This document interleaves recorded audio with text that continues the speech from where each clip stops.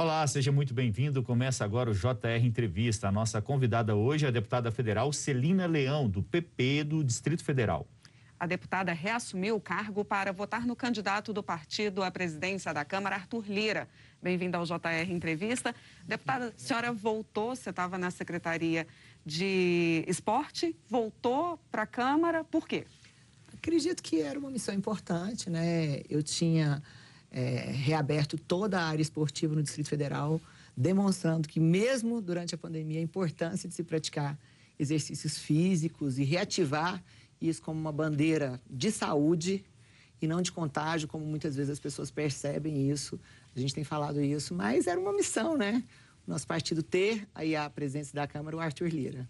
Deputada Celina, como que está nesse momento a discussão na Câmara dos Deputados da PEC emergencial, essa proposta de emenda à Constituição que possibilita o pagamento de um novo auxílio emergencial?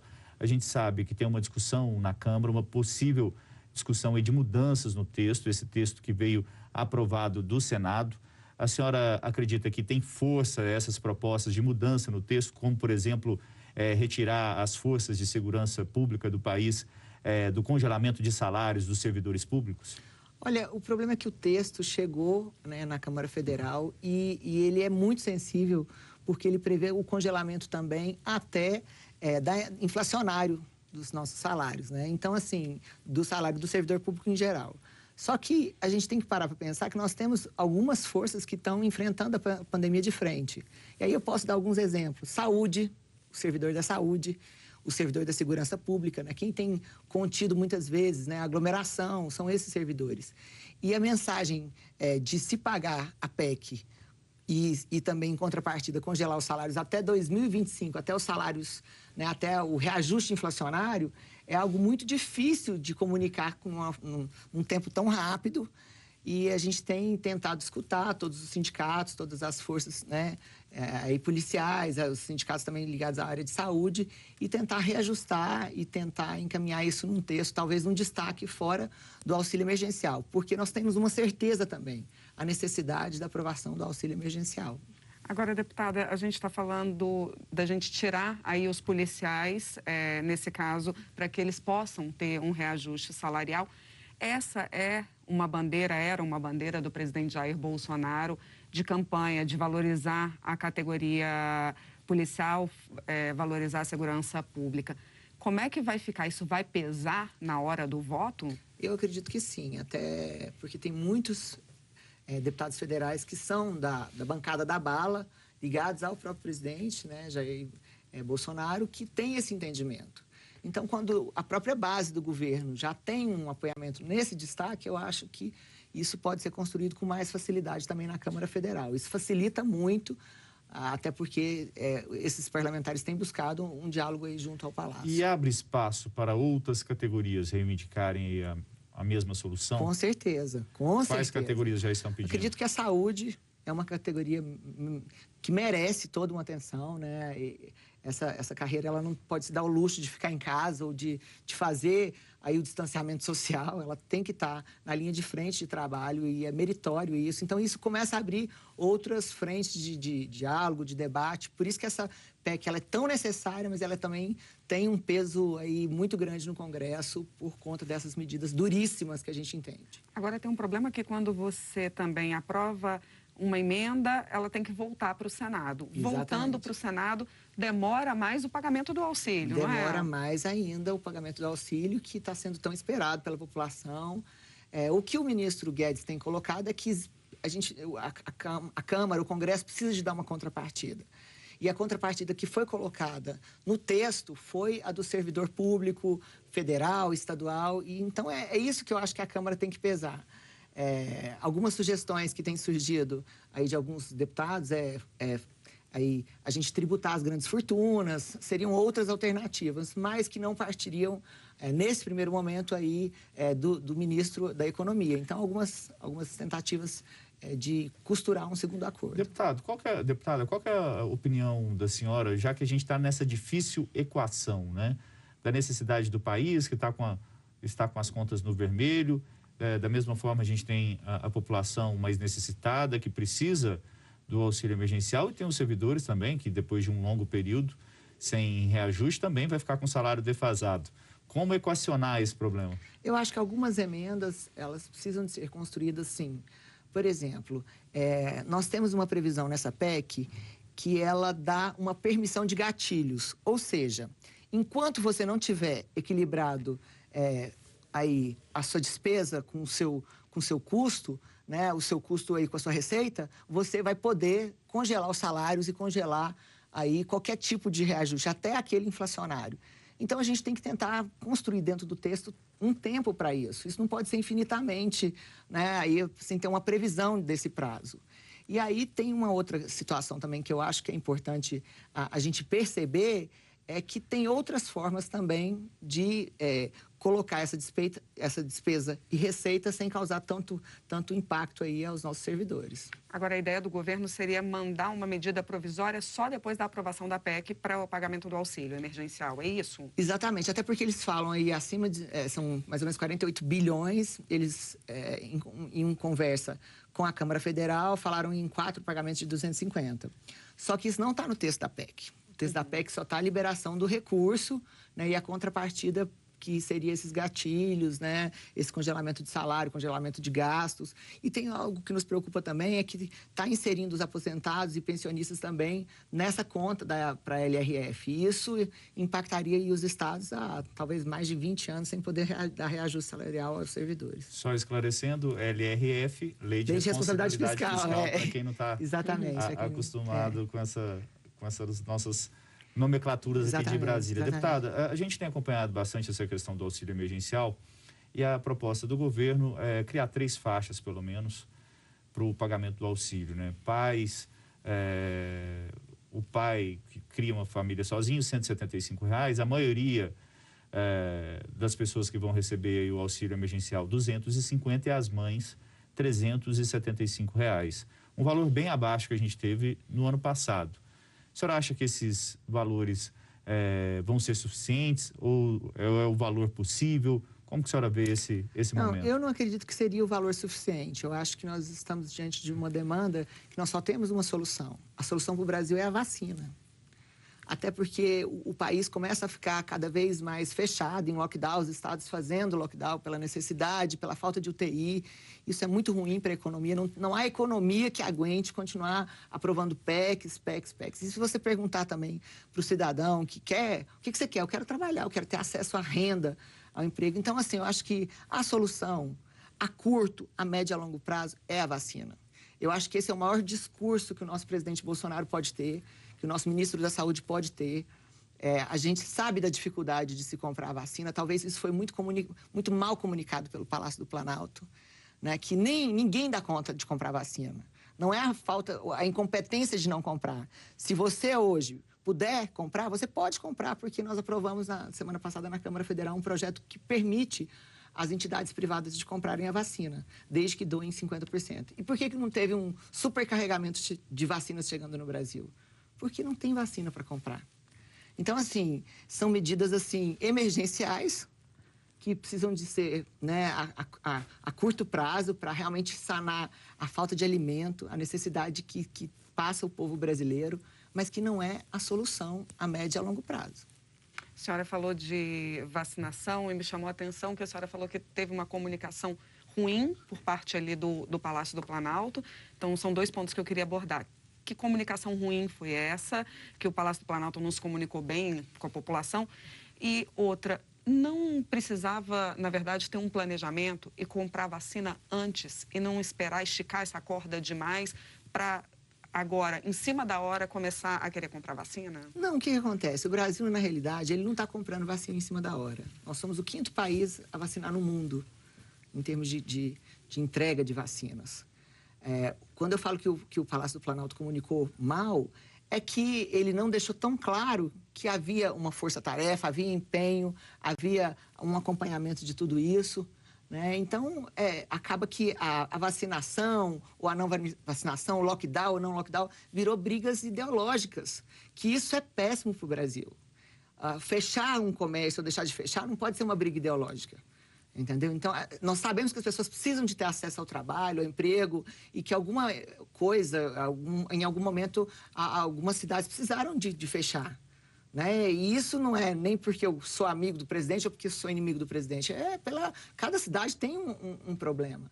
Então, assim, quando eu coloco que a falta de comunicação trouxe essa percepção para a população, existia a compra, existia uma força-tarefa nesse sentido, mas isso nunca foi falado e reafirmado até em campanhas publicitárias do governo. Nós estamos atrás da vacina, nós vamos comprar as vacinas, e sim, depois que a gente está vivendo mais aí essa segunda onda que está sendo reafirmado. Deputado, a senhora acha que nesse momento o governo federal colocou a vacina como prioridade? Acredito que sim. Acredito que nesse momento, pela percepção que eu tenho como parlamentar, né, eu faço parte também da Comissão de Saúde da Câmara Federal, é a única saída para o Brasil e para todos os países, até porque a gente está tendo essas variantes do Covid que tem chegado aí de forma, né, diferente daquilo que a gente havia iniciado no começo do Covid. Então, a única saída mesmo para o Brasil desenvolver seria a vacina, e eu acho que isso o governo federal já tem feito e tem comunicado mal que tem feito, mas tem feito sim. Pois é, deputada, continuando ainda nessa história da comunicação, o que me chama a atenção, por exemplo, a gente não vê uma campanha de vacinação dizendo: venha se vacinar por parte do governo federal, venha se vacinar, em tal estado está assim, em tal estado tá de outro jeito. Simplesmente não existe uma campanha de vacinação. O presidente Arthur Lira, nessa terça-feira, junto com o presidente do Senado, Rodrigo Pacheco, entraram com um ofício pedindo ao Ministério da Saúde mais explicações sobre o cronograma de vacinação. Enfim, eu vejo muito um protagonismo por parte do Congresso Nacional e não por parte do Palácio do Planalto. Estou errada? Não, eu acho que essa percepção ela existe, ela é real. Né? Eu até entendo, por muitas vezes, quando o nosso presidente Bolsonaro se posiciona e fala a economia está quebrando, nós não temos economia mesmo para ficar em lockdown nesse formato como o Brasil está. Não há economia para isso. A gente tem que entender que não existe recurso público. O recurso público é oriundo de impostos que são aí pagos pelos empresários, pelas pessoas que pagam esses impostos, pelos cidadãos. Né? Então, assim, isso é algo que precisa de ser falado. Ao mesmo tempo que se pede para pagar a PEC, fala, se fecha tudo, de onde que vai sair o recurso para pagar imposto. Então, a preocupação do presidente, ela é real. Mas ela também tem que vir paralelamente à preocupação com a vacina. Entendeu? Então, assim, eu acho que isso que foi mal comunicado. Né? Olha, nós estamos comprando a vacina, mas a gente sabe também que a economia não pode fechar nesse formato, porque senão o povo vai morrer de fome. Então, eu acho que faltou esse cuidado, talvez, não por parte do presidente, mas por parte da equipe e tal. Como é que nós deixamos a primeira vacina não ter saído da mão do ministro da Saúde? Teria que ter saído aqui em Brasília, na mão do ministro, na mão do presidente, porque isso é simbólico. Então, assim, esse erro isso não significa que não teve. No dia seguinte, estava vacinando aqui. Mas são esses erros assim, de comunicação que são muito frequentes, e a gente percebe isso na Câmara Federal. E a disputa política, né, que se tornou intensa. Vamos falar um pouquinho do Distrito Federal? Vamos. Que adotou um decreto de toque de recolher das 22 horas, né, 10 da noite, até as 5 da manhã, até o dia 22 de março. Como que a senhora vê esse decreto? É uma tentativa de diminuir a aglomeração, porque teve o lockdown, teve, num segundo momento, a reabertura das escolas, né? Aí, porque a maioria das escolas estão preparadas para esse sistema híbrido, das academias que a gente entende que é saúde, né? Mas, mesmo assim, a gente ainda tinha festas aí à noite acontecendo. Isso tem sido amplamente divulgado pela própria imprensa, festa clandestina. Foi uma tentativa de frear isso nesse momento. Nós estamos com 100% dos leitos ocupados. A decisão é uma decisão muito dura, porque você imagina, ou você tem o caos e quando você toma a decisão a população entende, ou você se antecede ao caos, toma a decisão e a população te massacra. É uma decisão muito difícil de se tomar. Eu sei o quanto isso foi complicado para o governador Ibanez tomar essa decisão, mas na tentativa de minimizar a circulação de pessoas. Bom, e você pode assistir ao JR Entrevista na Record News às 10h40 da noite, no portal R7, no Play Plus, no Jornal da Record, no JR 24 horas, à meia-noite e meia, e também nas nossas redes sociais, Renata. Eu queria continuar falando do toque de recolher e do lockdown. Quando o governador Ibanez decretou o lockdown também, a gente teve um decreto que saiu na sexta, depois um que saiu no sábado de manhã, o outro saiu no sábado à noite. Essa confusão de decreto. E virou uma confusão de decreto, porque toda hora ele abria um pouco mais, né? Permitia um pouco mais.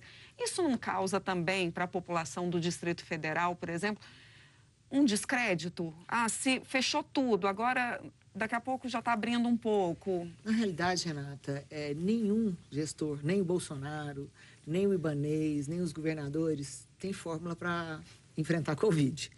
Né? Então, assim, tem uma fórmula escrita mágica. A tentativa dos governos é de conter aí o vírus, de minimizar o impacto, e muitas vezes tomam uma decisão, mas escuta segmentos, escuta, né, aí profissionais, entende que, não conseguimos mais 100 leitos, então a gente pode flexibilizar ali. E eu acompanhei isso bem de perto com o governador Ibanez, que ele conseguiu, de uma semana para outra, abrir quase que 100 leitos, então você flexibiliza para escolas particulares, que você tem a situação do ensino de forma híbrida, quase todas as escolas particulares estão nesse funcionamento. Então, assim, é na tentativa de acertar. Agora, é muito difícil, porque quando você toma uma decisão como essa, você imagina, teve manifestação aqui no Distrito Federal, os governadores, todos eles, têm sofrido aí um ataque muito, muito forte, né? Porque as pessoas que precisam, por exemplo, de colocar o pão na sua mesa todos os dias, vai ficar esperando a Câmara aprovar o auxílio emergencial? Você ficar entre deixar a pessoa ou morrer de Covid ou morrer de fome? Então, ninguém tem fórmula para isso. As pessoas estão tentando acertar. Mas eu acho que o saldo de tudo isso é só o futuro que vai dizer. Quem acertou e quem errou. Deputada, quem errou menos, talvez, né? Justamente pegando um gancho, o que a senhora acabou de dizer, como que fica a situação de um policial, por exemplo, encontrar um pai de família ou uma família após esse horário, ter que tomar uma medida mais dura com uma família que está transitando? A gente não está nem falando de festas, né? Festas, eu acho que todo mundo já tem uma percepção de que nesse momento não é um momento de festa. Mas e como tomar medidas assim mais autoritárias com pessoas que estão simplesmente passando pela rua? Olha só, era uma preocupação inclusive nossa ontem, porque a sessão estava discorrendo até mais tarde, né? E aí, como é que o servidor vai embora se nós estamos no toque de recolher? Então, o decreto ele tem alguns artigos que explicam isso um pouco melhor. A pessoa que estiver voltando do trabalho, independente de ser servidor público, ela pode ter o direito de voltar do trabalho. O servidor público que também trabalhar naquele horário, que estiver saindo de casa para o trabalho, ele também vai ter não vai ter essa questão do toque de recolher. Mas eu acho que aí vai muito do bom senso do policial. Mas né? será que tem esse bom senso todo aí? A gente acredita que as forças policiais aqui do Distrito Federal, né, elas têm esse preparo. Acho que a medida mesmo é para realmente conter a aglomeração. Né? Então, assim, não é para punir o pai de família, a mãe, né, que está trabalhando, a pessoa que está voltando do seu emprego. E eu acredito muito na força policial aqui do Distrito Federal. Vai ter essa consciência para ajudar a conter a aglomeração, mas não conter o cidadão, né? Agora, deputada, é difícil a gente colocar essa consciência na população quando você tem, por exemplo, exemplos de o presidente que não usa máscara, o ministro tal que não usa máscara, que promove ali uma aglomeração, que fala com apoiadores, todos juntos. É mais complicado da gente dizer para as pessoas, use máscara, mantenha o distanciamento social, fique em casa? O problema é que eu acho que eu falei isso no começo da entrevista, nós criamos uma briga ideológica em cima de um vírus. E assim, até aquele vírus te afetar ou levar alguém da sua família, talvez você fique sem usar máscara, sem passar álcool em gel e achando que é uma gripe. Mas ele não é uma gripe. A gente sabe como esse vírus é fatal, como ele é letal e quão responsável precisamos, né, de estar nesse momento. Então, assim, eu acho que, às vezes, o que o presidente tenta passar é uma sensação de tranquilidade, de, olha, calma que o Brasil vai dar certo, sabe? E é essa comunicação que eu falo que, às vezes, falha, entendeu? Não é no sentido, assim, de, eu estou negando que existe o vírus. Jamais eu acredito que o presidente esteja negando que o vírus exista. Senão ele não estaria comprando vacina, senão a gente não estaria votando PEC emergencial, senão a gente não estaria passando bilhões e bilhões para os governadores. Então, ele sabe que existe, sabe que é grave. Mas, às vezes, assim, essa forma de passar esse otimismo tem passado como um negacionismo da própria doença, entendeu? E como que a senhora percebe, está acabando o bloco, um minutinho só, como que a senhora percebe as pessoas nas ruas? Elas estão dispostas a cumprir essas regras ou elas já, depois de um ano de pandemia, elas já estão com dificuldade? A minha sensação é que o povo não aguenta mais lockdown. Eu acho que nós vamos ter muita briga, muita disputa nas cidades, assim, mas a população não aguenta realmente mais estar presa, trancada. Por isso que eu tenho falado. Qual é a solução? A solução é a vacina. Bom, e o JR Entrevista vai para o intervalo. Na volta, destaque da bancada feminina nas ações de combate à pandemia. A gente volta já. Estamos de volta com o JR Entrevista. Hoje com a gente a deputada federal Celina Leão, do PP do Distrito Federal. Deputada, existe uma PEC em discussão na Câmara dos Deputados que ficou conhecida como a PEC da impunidade, que passou a ser uma tentativa dos parlamentares de colocar um freio, em ações do judiciário para prisão de parlamentares. Qual que é a sua opinião sobre essa proposta? Aí eu acredito também que a Câmara Federal não se comunicou bem, por quê? Um grupo restrito de deputados começaram a elaborar essa PEC, entregaram na mão de um colega que gentilmente apresentou a PEC para que a gente pudesse discutir. E como ela tinha um primeiro artigo dessa mudança, o artigo 14, que dava uma possibilidade de você ter um duplo grau de jurisdição em questões eleitorais, até porque se a gente fosse pensar na questão dos nossos pactos internacionais, a gente já tinha que ter. Só que esse artigo 14, eu acho que ele contaminou a PEC inteira. Só que naquele primeiro momento, quando a deputada Margarete recebeu aquele projeto, que aqui, diga-se de passagem, aí eu tenho que fazer um relato, não foi do deputado Celso Sabino, ele fez a gentileza de discutir com a gente e fez a gentileza de ser o primeiro signatário para apresentar a PEC, e teve a sugestão da mudança do artigo 14, a gente falava, era do 53. O que o artigo 53 fala? E é muito importante a gente ter esse espaço para explicar isso. Só fala da minha imunidade parlamentar. E só tem uma coisa que o deputado tem que o cidadão comum não tem, que é a sua imunidade de opiniões, falas e votos. E é essa imunidade que a gente precisa de fortalecer no parlamento. Porque se eu não puder falar o que eu acho, se eu não puder ter a minha opinião e se eu não puder votar como eu voto, eu posso fechar o Congresso, né? E naquele artigo 53 foi as mudanças que a gente estava prevendo no artigo 53. Então, eu acredito que naquele primeiro momento, quando tinha o artigo 14, que foi retirado pela relatora, a deputada Margarete, muito capaz, muito competente, que já no primeiro dia já retirou o artigo 14, deixou só a discussão do artigo 53. Não, a PEC da impunidade. Que impunidade? Se eu for punida agora pelo que eu falo, pelo que eu penso, ou pelo que eu voto, eu com certeza não serei candidata a mais nada. Porque o que o legislativo faz? A gente não executa nada. A gente só fala e fiscaliza, entendeu? Então, assim, foi muito mal colocado naquele primeiro momento por conta do artigo 14. Agora, deputada, o artigo 53, ele tinha uma palavra que virou um rebuliço, que era exclusivamente. O parlamentar... Exatamente. O parlamentar só poderia ser julgado exclusivamente no Conselho de Ética. O grande argumento foi, se você tem exclusivamente, você esvazia o poder judiciário, ele não pode ser punido pelo Poder Judiciário, civil, penalmente, e só pelo Conselho de Ética, que vai desde uma advertência à cassação de mandato. Mas claro. aí, olha só, essa polêmica foi muito engraçada. Ter a oportunidade de esclarecer que ela é muito importante. Exclusivamente, eu só posso ser punido se eu violar alguma questão, assim, em palavras, votos e opiniões pela Câmara Federal. Só que isso já está, assim... Hoje, na nossa Constituição, artigo 53, ele já fala que eu sou imune em opiniões, palavras e votos. Ponto. Final.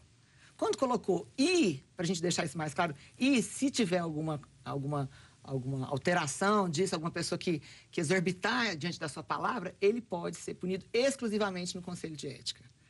Qual foi a grande discussão disso aí? Não, se eu falar alguma coisa, eu não vou poder mais ser punido em lugar nenhum. Não, você tem imunidade parlamentar. A Constituição já fala isso hoje. Só que a sua imunidade parlamentar, ela não te permite você sair na rua e sair xingando, acatando uma pessoa que não tenha nada a ver com o seu mandato. A sua imunidade, ela é 100% reservada ao seu mandato. Em alguns julgados que nós temos, inclusive, você pode ampliar essa imunidade em coisas relacionadas ao seu mandato. Mas no caso do deputado Daniel Silveira, se essa PEC passa do jeito que estava, com o tal do exclusivamente, a prisão dele não se torna uma prisão ilegal justamente porque ele tem imunidade? A prisão do deputado Daniel é uma prisão ilegal. Vamos ser claros aqui. A prisão do deputado Daniel, ela é uma prisão ilegal, que naquele momento a Câmara Federal achou importante dar um freio de arrumação, porque nenhum deputado tem imunidade para sair esculhambando nenhum poder, que seja o nosso poder legislativo, que seja o poder judiciário ou o poder executivo. As coisas precisam de limites. E foi isso que a Câmara Federal fez. Eu tenho certeza que os mais de 300 votos que mantiveram a prisão do Daniel têm um entendimento que aquela prisão é ilegal, mas sabia também que era necessário um freio de arrumação, que você não pode desconstituir os poderes, que você não pode fazer do seu mandato o que você bem entender. Mas, em termos jurídicos, a prisão dele é uma prisão ilegal. Lembrando, para quem está nos assistindo, o deputado Daniel Silveira, do PSL, que foi preso após fazer ofensas ao Supremo Tribunal Federal e integrantes da corte. Como que a senhora vê, principalmente, o ponto da prisão em flagrante do deputado, por um vídeo que continuava nas redes? Esse foi o argumento. Como a senhora vê esse ponto? Isso também no meu entendimento, também é irregular. Porque se você coloca um vídeo e se isso vira flagrante, vai faltar cadeia no Brasil. Porque está todo mundo em flagrante, às vezes, de crime de 5, de 10, de 20 anos atrás. Isso não tinha uma previsão dentro do nosso processo criminal, nesse sentido. Né? Então, assim, foi uma construção, como eu tenho colocado aqui, inclusive eu votei favorável pela manutenção, entendendo que, apesar dela ser ilegal e irregular, era necessário um freio de arrumação. Mas que, quando a gente disciplinou o artigo 53, e a discussão se polarizou entre o exclusivamente por um único motivo. Porque o PT entende que, se deixar o exclusivamente, os crimes que Bolsonaro cometeu contra Maria do Rosário serão naquele momento, finalizados. Arquivados, né? Arquivados. Uhum. E já também o PSL tem um entendimento ao contrário, né? E que acha também que seria, se tirasse o exclusivamente, também poderia ter... Dar mais poderes para o judiciário. Dar mais poderes para o judiciário. Então, assim, o exclusivamente não tinha nada de impunidade, entendeu? Hoje, a nossa Constituição já fala que eu sou imune ao que eu falo. Se eu sou imune, eu não posso ser nem punida, nem criminal, nem civilmente. Agora, o que é relativo ao meu mandato? E o que não é relativo ao mandato? Esse eu acho que é o freio de arrumação. O que é 100% ligado ao meu mandato, que me dá imunidade para mim, e o que não me dá? Eu, como cidadã, eu não posso sair na rua e xingar o meu vizinho que não tem nada a ver com o meu mandato. Eu vou ser processada pela aquela tipificação criminal. Entendeu? Então, assim, isso foi mal comunicado. As pessoas achavam, não, agora o deputado pode fazer... Nós não mudamos o artigo 27 do Código Penal, que fala quem é inimputável. Nós estamos falando de uma imunidade, que é a imunidade parlamentar, que está prevista no artigo 53, de opinião, palavra e voto. Agora, deputada, vamos falar da bancada feminina. Hoje a gente tem aí 77 parlamentares, são 77 mulheres. Dá para aumentar ainda mais essa participação feminina? Por que nós somos tão poucas ainda? Eu acho que pela forma ainda que nós percebemos as mulheres, né? Eu acho que o Brasil ainda é um país muito machista, muito patrimonialista, patriarcal. E isso é cultural, a gente tem vivido isso todos os dias. Diga-se de passagem, um dos países mais violentos em termos de violência doméstica é o Brasil. Então, assim, tem muita coisa ainda para ser avançada, né? Então, a gente sofre, inclusive, mulheres no parlamento, a gente tem feito essa discussão, nós sofremos, às vezes, violência política. Eu preciso de mostrar que eu sou capaz, que eu sou competente, né? E que eu tenho tanta força de vontade de fazer as coisas como qualquer outro parlamentar. Então, é difícil ainda ser mulher no Brasil, política, né? A gente sofre inúmeros preconceitos todos os dias. Então, eu acho que nós precisamos de vencer isso com a educação. E por que eu falo muito isso? A gente precisa de perceber outra mulher. Falar, poxa, o que será que essa mulher passou para ela estar onde que ela está? Quais foram as dificuldades que ela passou? Qual foi a luta diária dela? Porque para nós ainda é tudo muito mais difícil. E isso a gente aprende na escola, que no mesmo formato que você cria seu filho, você tem que criar sua filha. Isso ainda não acontece no Brasil. Né? Geralmente, assim, é um ambiente de disputa feminina, né? Não, a mulher, ó aquela mulher lá. Né? Então, assim, a gente precisa de mudar a educação no Brasil. Obrigado, deputada. Eu não gostaria de encerrar esse tema, mas infelizmente a gente tem que ir para um intervalo. O JR Entrevista faz uma pequena pausa. No próximo bloco, a gente vai continuar falando sobre a participação feminina na política e também de projetos estruturais aqui para o nosso país. Continue com a gente. Estamos de volta com o JR Entrevista. A nossa convidada de hoje é a deputada federal Celina Leão, do PP do Distrito Federal. Deputada, a gente teve um avanço aí em relação às mulheres ocupando cargos na mesa diretora. Agora são 3 mulheres, mas ainda é pouco também. Como que a gente consegue melhorar isso? E uma outra coisa que eu queria te perguntar. Por que é tão difícil falar dentro do plenário sendo mulher, dentro das comissões sendo mulher? O que acontece ali? Acontece que o plenário, pelo rito, né, quem tem direito à fala, geralmente é quem se inscreve ou os líderes. Né? E hoje a gente tem pouquíssimas mulheres que estão na liderança de partidos. O PSOL, que faz uma alternância, às vezes o PT também que faz uma alternância, mas assim, é menos de 10% de mulheres na liderança. E isso agora, com o plenário virtual, fica mais difícil ainda, porque você não consegue nem levantar a mão lá para você falar. Quem pode ter acesso à fala é só o líder mesmo. Mas eu acho que a gente consegue melhorar essa participação garantindo que, pelo menos, as vice-lideranças, ou uma cota mínima de mulheres nas lideranças e uma cota mínima de mulheres também nas presidências de comissões. Deputada, a senhora como mulher e política, quais são... dá para enumerar um principal problema? É cultural, da questão da participação feminina na política, é cultural, é a pouca presença de mulheres na liderança não, no comando dos partidos. Qual que é o principal problema, se fosse para enumerar um na sua visão? Eu acho que é cultural. A mulher precisa de aprender a ter essa sororidade por outras mulheres e votar em mulheres também. Porque aí você tem um perfil enorme de mulheres de esquerda, de direita, de centro. Não é possível que você não vai conseguir achar uma mulher que você se identifique com ela. E também a questão partidária. Se você olhar os grandes partidos, nós não temos mulheres na presidência. E isso é muito difícil para a gente conquistar um espaço para que a gente possa ter essa discussão na Câmara hoje, no Colégio de Líderes. A gente já tem um assento garantido que é da Secretaria da Mulher, participa desse Colégio de Líderes e compartilha com as outras mulheres, mas ainda é muito tímida a participação da mulher, como ela poderia ter. Tivemos um avanço na mesa do Arthur, né, que nós temos 3 mulheres de 5 cadeiras, 3 mulheres aí compondo a mesa, uma mesa majoritariamente de mulheres. Agora, deputada, isso você estava falando um pouco antes também, isso vem da educação de criança mesmo, de você também ensinar para o seu filho que a menina, a coleguinha da escola é tão capaz quanto ele, né? Enquanto a gente não começar na educação de base, a gente não vai chegar lá, né? A gente não vai, e eu tento fazer isso dentro da minha própria casa, sabe? Porque eu tenho uma menina e tenho um menino. Esses dias meu filho chegou em casa brincando, olha, fizeram uma piada, mas eu nem vou te contar porque eu sei que você vai ficar brava. Ou seja, eu já consegui passar alguma coisa para ele. Porque ele já tem um filtro. Ele já tem um filtro, né? Uhum. Porque deve ser uma piada, com certeza, altamente machista.